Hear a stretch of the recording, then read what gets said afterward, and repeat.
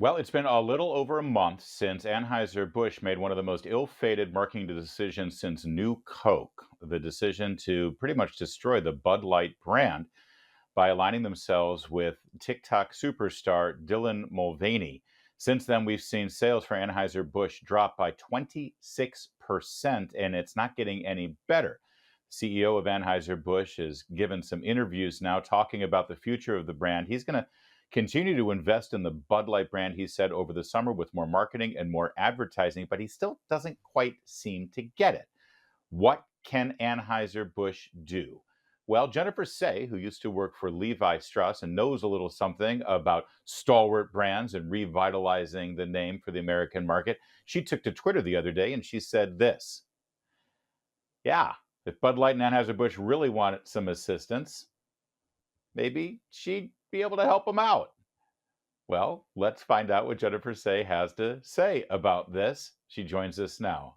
Well, Jennifer, now, first of all, you also know a little thing or two about the woke mentality at a corporate executive boardroom because you were speaking the truth about COVID-19 lockdowns on Twitter that had nothing to do with Levi's, and you were summarily fired because of that. So this is a larger problem that you've dealt with, isn't it?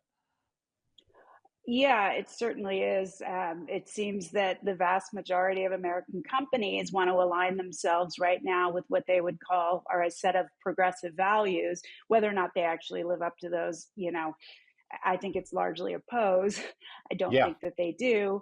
And in aligning themselves with those values, they think they're going to attract a new, younger consumer base that's going to set their business on fire. But in fact, they alienate huge portions of their existing consumer bases. And, I think hypocritically, in reality, they don't live up to the values at all.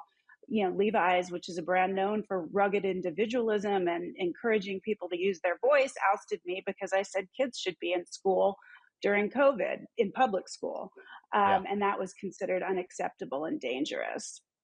Right, exactly. And by the way, you were right, and you were speaking as a mom on behalf of so many other moms, but of course they'd have none of it. By the way, it's a good time to point out Mhm. that Jennifer Say's book is called Levi's Unbuttoned, and it talks through quite a bit of what happened there at Levi Strauss. So you know about this stuff, and you see where Anheuser Busch is right now. It's pretty amazing. Their first plan was say nothing. I think they expected this to be a 1 or 2 day story, and then it would just blow over. That's often the instinct, isn't it?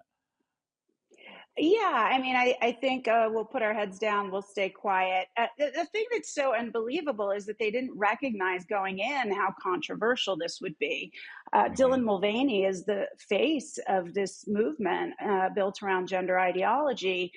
And, this is by no means a settled issue. It's arguably a flashpoint for the culture war controversy and how they Right. didn't see that this would enrage a huge part of their consumer base just demonstrates to me that they are out of touch with their consumer base or we're simply willing to sacrifice them to garner and gain new consumers. Unfortunately, those new consumers they were targeting aren't big beer drinkers and not Bud Light drinkers. So that's a Right. pretty hefty hill to climb.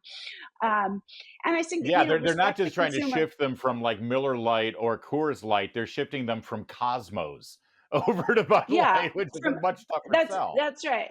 That's right. From like craft cocktails and Chardonnay to Bud Right. Light, and I don't know. It's not a very good calculation. And the A thing heavy is lift. that's sort of crazy. It's a heavy lift, exactly. The thing that's sort of crazy is I know they need to probably update and modernize their image to bring in new younger consumers.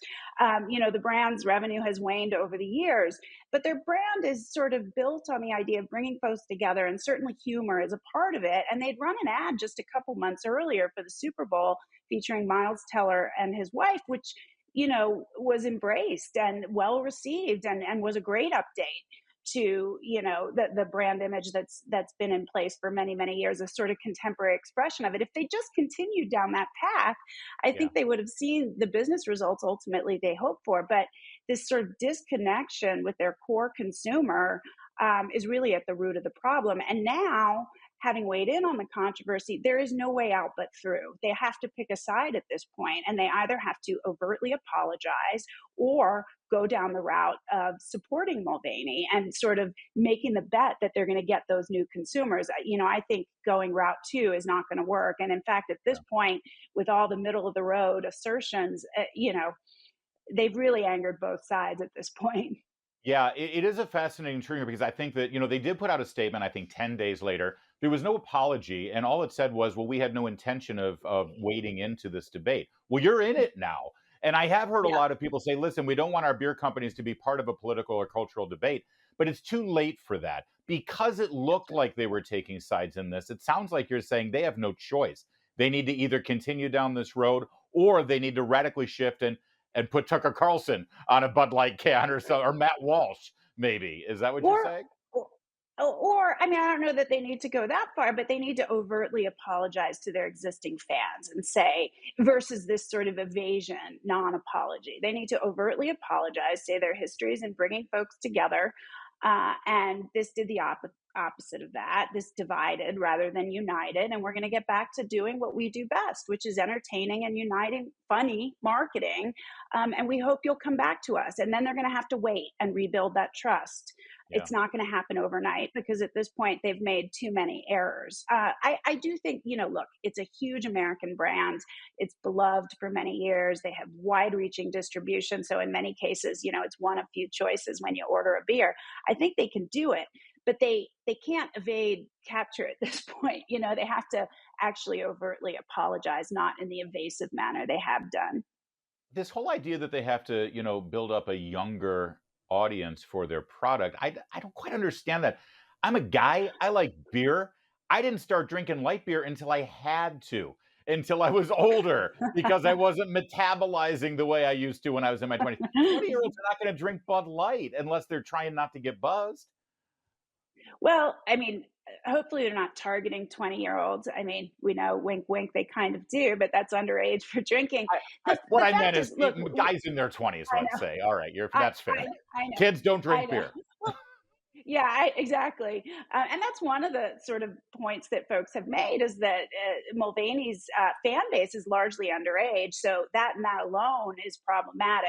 That Yeah. said, look, I worked at Levi's for many, many years, and we faced the same problem. Our consumer base had aged, and we had not brought in their sort of younger lookalikes. And ultimately, this does cause a problem for brands because you have to constantly be refilling the funnel so that you have a future and a runway of future buyers, future lifelong buyers.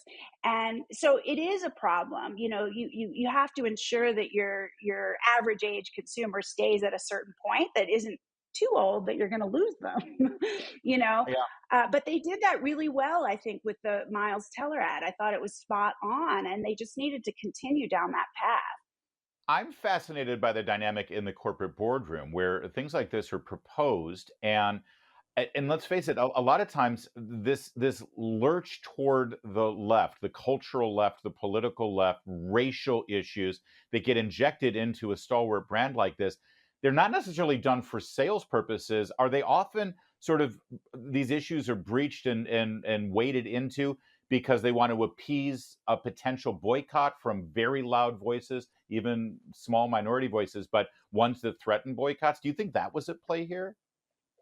You know what? I don't. I think they're so disconnected. And the mid level leader managers, like this VP who initiated this program, did not present this to the board. I can assure you. There was sort of a higher level agreement that they were going to pursue a more progressive image. But I'm sure she secured this influencer on her own, and it was a big surprise to the board members. That said, she didn't for a second believe that she was going to enrage and sacrifice their core existing fan base. She believed, or if they were, there'd be so many new progressive consumers waiting in line to take their place that there would be upside for the brand.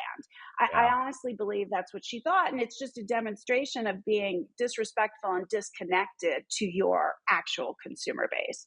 Well, I think Anheuser-Busch she could do a lot worse than picking up the phone and getting some consultation from Jennifer Say. She knows what she's talking about and she's been through it. Let us know if they call you. We want a finder's fee, man. Headhunters get a lot of money in this sort of thing. All right, Jennifer? Yeah, I think it won't happen, but here I am. I'm waiting, All if and right, when they're good. ready. In I the love, meantime, we can have some wine together, maybe. No, we'll hold off on the Bud Light. There's more to come on O'Connor tonight.